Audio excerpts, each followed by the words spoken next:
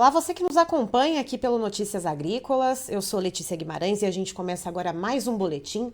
E dessa vez a gente fala sobre suinocultura e vamos lá para o Mato Grosso. A gente vai conversar com o Itamar Canossa, que é presidente da Acrismate, a Associação de Criadores de Suínos do Mato Grosso, para saber como que está a realidade por lá, questão de preços, relação de troca, enfim, custos de produção, todos os detalhes lá do estado. Seja muito bem-vindo, Itamar. Olá, Letícia, tudo bem? Olá, quem nos assiste, como é que estamos por aí? Itamar, a gente acompanha aqui no Notícias Agrícolas e traz para a nossa audiência, né, diariamente e também, no caso da suinocultura, semanalmente, às quintas-feiras, um levantamento de preços, né, aqui nos principais estados, né, produtores e que comercializam o suíno no mercado independente. E aí eu queria puxar de você aí no Mato Grosso, da semana passada para cá, como é que ficou a questão dos preços? A gente sabe que final de mês é um pouco mais complicado. Como que estão os patamares por aí? Olha, Letícia, o que se praticou a semana passada esteve na faixa de R$ 5,80 ao quilo pago ao produtor. É um preço que a gente vem debatendo pela Bolsa toda quinta-feira. E esse praticado é realmente o que efetivamente ocorreu na praça agora nessa semana. Certo. E Itamar, pensando na questão da relação de troca, né? E pensando que vocês aí no Mato Grosso estão um pouco mais perto, né, da matéria-prima para os insumos, para as rações. Como é que está a relação de troca, né, entre os custos de produção? É claro, que a cesta de custos de produção não é só composta pelos insumos para a alimentação dos animais, a gente sabe que tem muito mais coisa, mas a alimentação dos suínos é o que mais pesa, né? Então, como é que está aí essa relação? O produtor está saindo no prejuízo, está empatando? Como está a situação por aí? Olha, Letícia, aqui nós hoje, com esse preço praticado, o nosso custo em torno de R$ 6, em média, claro que isso varia de granja para granja, lógico, Sim. dependendo dos custos fixos e variáveis, né? A gente hoje já está tendo um prejuízo de R$ 30 em média por cabeça de animal produzido.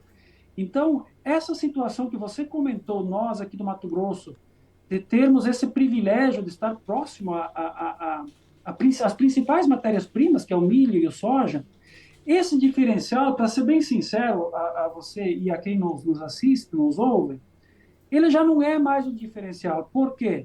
O preço praticado aqui no Mato Grosso, ele já não está mais aquele diferencial que atraía antigamente, há algum tempo atrás, produtores, tornando a Mato Grosso uma frente de investimento, uma fronteira nova para se produzir suínos ou proteína animal. O preço que a gente vem pagando aqui no farelo de soja e no milho, ele não difere mais tanto do que se pratica no sul e no sudeste. E aí temos um agravante aqui que acaba por encerrar essa conversa que eu comento assim, que o Mato Grosso já foi uma fronteira, que é a logística. Então, por que alguém vai investir no Mato Grosso? O seu custo já não é o diferencial. E aí tem o problema da logística de você levar esse produto para fora. Então, são situações onde o que era bom, hoje o Mato Grosso está se tornando inviável para se produzir proteínas animais. E Tamar, pensando nisso, né, a gente sabe que tem as integrações, né, e justamente como você comentou, né, que houve aquela empolgação, né, de ser uma nova fronteira para a produção de proteína animal. Então a gente sabe que tem frigoríficos aí de peso, né, que estão instalados na região e tem os integrados e temos os independentes, né? Os integrados eles têm ali uma certa, entre aspas, segurança, né, em relação aos custos e temos os independentes que acabam aí ficando à mercê dos preços praticados no mercado, né, dos insumos e, enfim, dos outros custos que compõem a cesta de custos de produção. Uh, como que fica essa situação? Qual que é a visão que você tem, então, de futuro, né? Já que você está aí colocando que já não é mais aquele privilégio de estar tão perto assim desses insumos. Como eu coloquei, é uma forma natural do mercado se acomodar. Quem consegue produzir de forma mais eficiente, mais competitiva, é o que vai sobreviver. E isso, geralmente, é um grande produtor, é uma empresa que industrializa seu próprio suíno. E o pequeno produtor, o produtor independente, ele não consegue fazer isso a não ser via associativismo. Então, essa forma natural é o seguinte: o mercado quer pagar sempre menos, o custo de produção aumenta e o independente não consegue mais encaixar nesses custos e ele acaba parando porque ele quebra. E aí o produtor, o novo produtor de suíno, ele acaba procurando lugares mais viáveis para se fazer isso. E hoje você tem que pensar principalmente em logística, não só da matéria-prima para se produzir, mas também para se exportar essa carne produzida. E o Paraná está se mostrando um excelente anfitrião para essas novas plantas. Perto de portos, perto de grandes centros consumidores, ao contrário do Mato Grosso, que está longe de tudo. A gente não tem uma estrutura logística longe de ser apropriada, adequada. A gente fala em rodovias, principalmente, ferrovias não há. Então, isso acaba inibindo investimentos para o nosso lado. É muito mais tranquilo você estar perto do Paraná, onde também a produção de grãos é forte. A importação, se necessário, de matérias-primas também é fácil. Então, essa situação, a cada tempo, ela vem se adequando. Então, o que é bom hoje, o que foi bom para o Mato Grosso há 20 anos atrás, já não é mais bom. O produtor acaba migrando para outras regiões, né? Aí, isso que eu queria te perguntar também, Itamar. Em outras regiões do país, né, com outras lideranças com as quais eu converso, algumas pontuam que tem produtores independentes que estão migrando para a integração. Isso também é uma realidade aí no Mato Grosso? No nosso caso, Letícia, é um caso à parte. Por quê? Porque a gente não tem essa opção. O Mato Grosso em si, ele só possui uma empresa integradora, mas ela acaba produzindo toda a sua própria demanda e ela não recebe integrados novos, né? Então, nosso produtor aqui é quase que na totalidade independente, sem a possibilidade de estar integrado. Alguns, frente à divisa do Mato Grosso do Sul, conseguem trabalhar com algumas cooperativas do Mato Grosso do Sul, mas são muito poucos casos. No que tange ao restante do país, você fala do Sul, que é o maior produtor, o Sudeste também, sim, acontece isso de fato. Porque ou você quebra, ou você para, ou você se alia a quem pode te socorrer. E uma grande empresa, ela consegue, como eu falei anteriormente, ela faz compras com volumes grandes, consegue comprar bem, consegue industrializar esse animal e aí agrega valor, e aí consegue pagar, remunerar esse produtor como integrado de uma maneira que ele tenha uma renda garantida. Aí, então, você pega uma granja de um produtor independente que trabalhou a vida inteira alternando lucros e prejuízos. E aí você tem a possibilidade de ter um pouco menos de lucro, mas ser constante. É claro que essa pessoa, essa família, ela vai optar por uma certa tranquilidade financeira e vai se integrar, com certeza. E antes da gente entrar ao vivo, Itamar, você estava comentando justamente a respeito dos independentes, desse prejuízo, né, dessa falta de uma renda constante. Isso tem afetado os investimentos na granja, no crescimento, na modernização? Olha, Letícia, eu sou assim, eu costumo ser bem franco nas minhas colocações, porque é mais tranquilo quando você coloca a realidade de uma forma simples de ser entendida. E o que eu traduzo aqui em poucas palavras é que, andando pelo Brasil, eu costumo, pela minha função de representatividade, a gente anda muito pelo Brasil e dificilmente você vê uma granja nova de produtores independentes, ou até granjas sendo reformadas, porque não tem mais aquela viabilidade, não há aquela sobra para você construir ou reformar ou melhorar tecnicamente essa granja. Então, você vê isso acontecendo com grandes indústrias, mas produtores independentes, há menos de 4, 5, até 6 anos, eu não estou vendo granjas novas, e inclusive é o que eu vejo, e há números e números preocupantes de muita gente parando. Eu vejo aqui no meu estado, onde eu conheço a maioria dos produtores com 2.200 matrizes, aonde essa pessoa tinha produção de milho, de soja, a granja, um ciclo completo, abatedouro e comercialização. Essa estrutura toda não viabilizou. Então, essa granja no Mato Grosso está fechando as portas. E inúmeras outras granjas de menor porte, onde a dificuldade é ainda maior. Então, com certeza, Letícia, um futuro próximo para o independente, para o terceiro, eu falo não só Mato Grosso, mas o Brasil inteiro, eu não estou vendo eles com bons olhos. E Tamar, a respeito das exportações, né? No primeiro semestre, a gente viu ainda as exportações de carne suína patinando.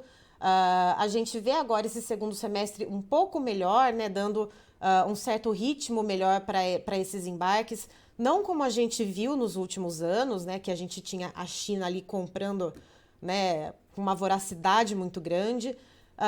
Mas essas exportações melhorando um pouco agora nesse segundo semestre, isso já está se refletindo no preço aqui no mercado interno ou isso ainda não chegou aqui no Brasil? Com certeza, e você colocou bem, Letícia, principalmente nesses 2 últimos meses, a gente está conseguindo bater acima de 114 mil toneladas mês exportadas. Então, isso é fantástico para nós, porque se não está fácil assim, você imagina com esse volume todo ainda aqui dentro, seria ainda pior. E aí essa exportação, ela flui com certeza, porque a nossa moeda está desvalorizada, o preço da carne está baixo, e então viabiliza exportar. É, assim, vejo isso, mas volumes, eles acontecem. O que nos preocupa é o valor que está sendo pago. A cada contrato, a cada renovação de contrato, vejo sendo fechado com valores menores. Então, o que acontece é que está saindo carne, claro, tanto bovina quanto suína, principalmente que a gente trabalha, mas os valores pagos por essa proteína não estão cobrindo o nosso custo de produção. E aí, então, olhando para todo esse cenário, né, Itamar, você falou que vê num futuro próximo, né, essa inviabilização da suinocultura independente. O que se pensa, então, pelo menos até o final desse ano, né? A gente tem aí, é claro, né, uma produção que não é que nem a produção de frango, né, que você consegue modular, né, essa velocidade de produção. Existe algum planejamento de enxugar um pouco essa produção aí no Mato Grosso para tentar melhorar os preços ou mandar os animais mais leves para as granjas, para os abatedouros, perdão? Existe algum planejamento nesse sentido? É assim, na verdade, você não consegue interferir nessa situação de demanda e oferta, por mais que a gente queira, você não pode e não consegue. Ela acaba acontecendo de forma natural. Quando a margem de prejuízo ela vai corroendo a tua condição financeira, chega um ponto que você vai parar naturalmente para não quebrar ou falido, literalmente, né? Então, isso acaba acontecendo naturalmente. Não tem como você limitar. Gostaríamos de poder fazer, de poder ofertar o que o mercado demanda, que aí você conseguiria balizar preços, mas infelizmente o produtor não consegue atender essa vontade própria e sempre fica à mercê da livre demanda e oferta, né? Certo. Itamar, muito obrigada pela sua participação aqui com a gente, por trazer essa realidade aí do Mato Grosso. Você é sempre muito bem-vindo aqui no Notícias Agrícolas. Eu que agradeço, Letícia, pelo espaço que vocês nos proporcionam. Até eu sempre gosto de fazer esse comentário. Se não houvesse